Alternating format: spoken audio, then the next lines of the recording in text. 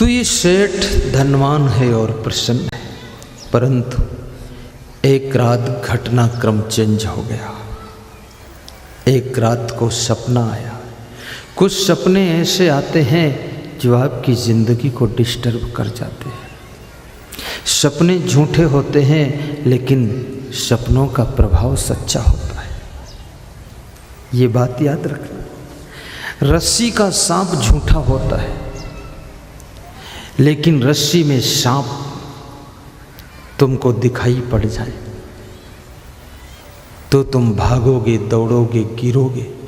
भागना सच है, गिरना सच है, चोट लगना सच है, घबराना सच है, लेकिन रस्सी का सांप झूठा है।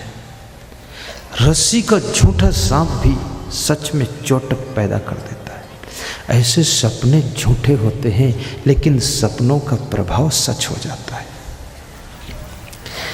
सपने में यदि आपको सिंह दिखाई दे जाए, सांप दिखाई दे, तो आपको डर लगता है, घबराते हो, चिल्लाते हो सपने में, शेर शेर बचाओ। वहाँ शेर नहीं है सपने में कोई, झूठा शेर, लेकिन घबराहट में जो पसीना आ गया वो सच है। जो दिल की धड़कन बढ़ी वो भी सच है। जो दुख हुआ मन में वो भी सच है। इसलिए सपने भी अच्छे आप देख सकें ये बहुत ज़रूरी है। और सपने कमाएं तो ज़्यादा अच्छा है। अधिक सपने यदि आ रहे हैं तो समझ लेना आपके लिए अच्छी सूचना नहीं है। अगर सपने में सांप दिख रहे हैं तो बहुत जल्दी तुम्हारी मौत होने वाली है। सपने में सिंह बाघ दिखाई दे रहा है तो बहुत जल्दी निपट जाओगे। ज़्यादा सपने मत देखना।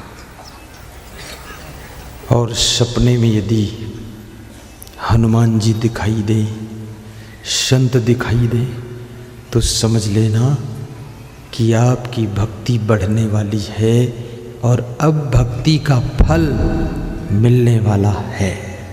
इसलिए हनुमान जी आ रहे हैं, शिव जी आ रहे हैं, संत आ रहे हैं। सपने में गुरु को देखूं, जागूं तो दर्शन पाऊं। तो वो सेठ ने एक सपना देखा। सपने में क्या देखा कि एक आदमी आया है, उसने सेठ की खाट में डंडा मारा है और कहा, सेठ उठ, इतना सोता है, घोड़ा बेच करके होश में नहीं रहता है, उठ बैठ। सेठ उठ के बैठ गया। जो सपने में व्यक्ति आया था उसने पूछा, सेठ तेरे पास में कितना धन है?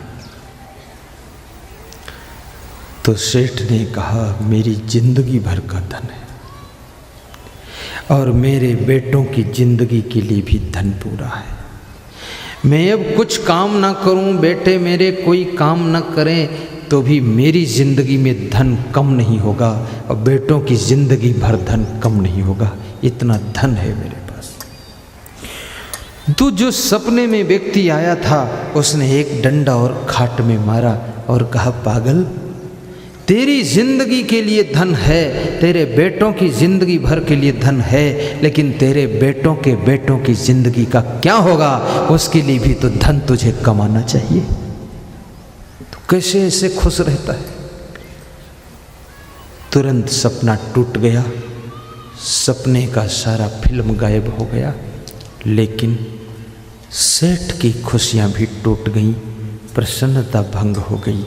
सेठ चिंतित हो गया, टेंशन में पड़ गया, तनाव में आ गया। सवेरा हुआ, सेठ दुखी अपने द्वार पर कुर्सी डालकर बैठा था। सेठ के मित्र आए। मित्रों ने कहा, सेठ जी क्यों दुखी हो? सेठ ने कहा, एक सपना आया, सपने ने सब बिगाड़ दिया। बोले, क्या सपना आया? बोले, छोटा सा सपना, बड़ा सा घटना। क्या?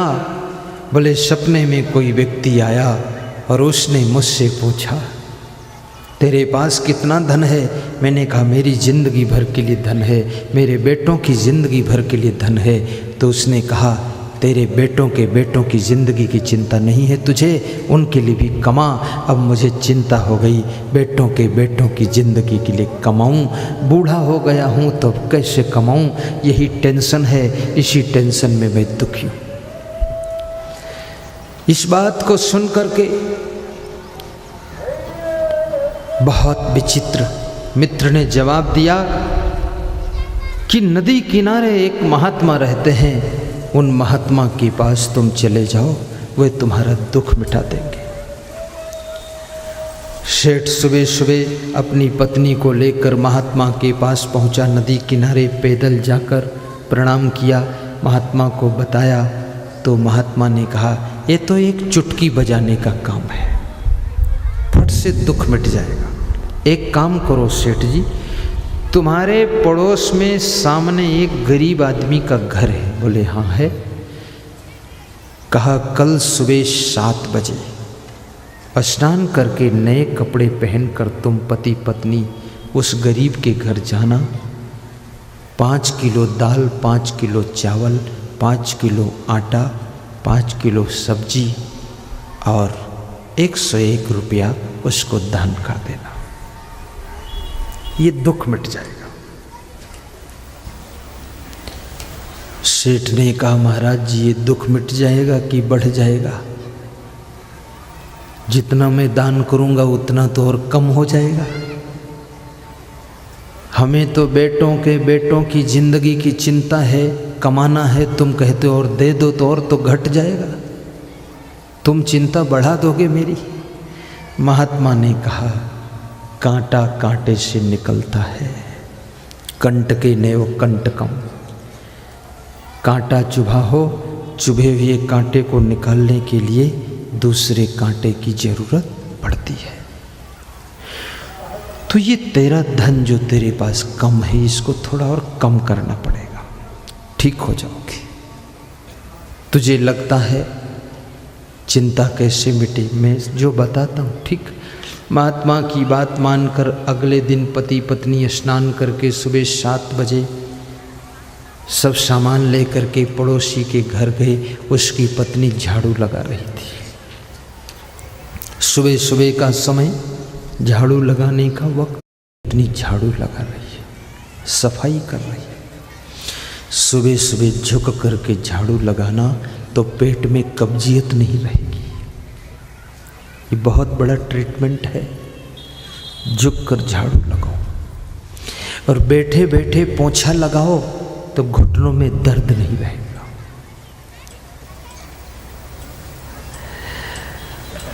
साहिब बंदगी।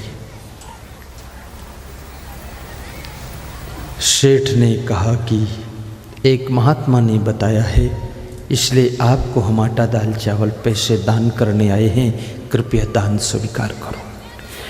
तो उस स्त्री ने कहा मैं अपने पति से बिना पूछे किसी का कुछ लेती नहीं हूँ, मैं घर के अंदर जाकर अपने पति से पूछ लेती हूँ। वो पति से पूछने गई और पति से जब पूछा तो पति ने ऐसा जवाब दिया जो सुनने जैसा जवाब है। क्या जवाब दिया? पति ने कहा जाओ भागमते कह देना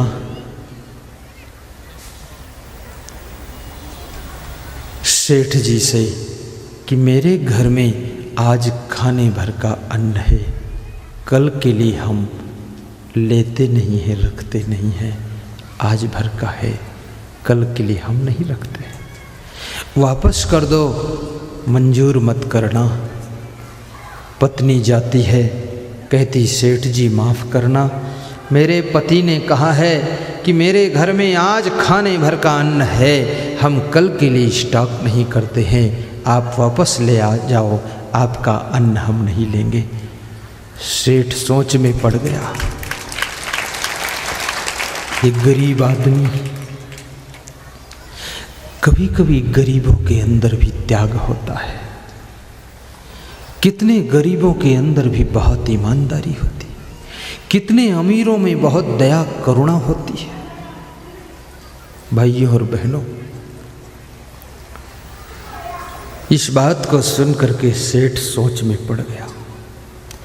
सेठ को ज्ञान हो गया कि जिसके घर में केवल आज खाने भर का अन्न है वो कल के लिए रखता नहीं है। मेरे घर में तो मेरी जिंदगी भर के लिए है, मेरे बेटों की जिंदगी भर के लिए है, तो बेटों की जिंदगी की चिंता मैं क्यों करूं, मैं भी मस्त और प्रसन्न रहूंगा। घर वापस आकर के नदी किनारे बैठे हुए महात्मा से मिलने के लिए चला जाता है, दंडवत प्रणाम करता है, कहता है महात्मा जी वो अन्न भी खर्च नहीं हुआ लेकिन मन प्रसन्न हो गया, आपकी कृपा हो गई।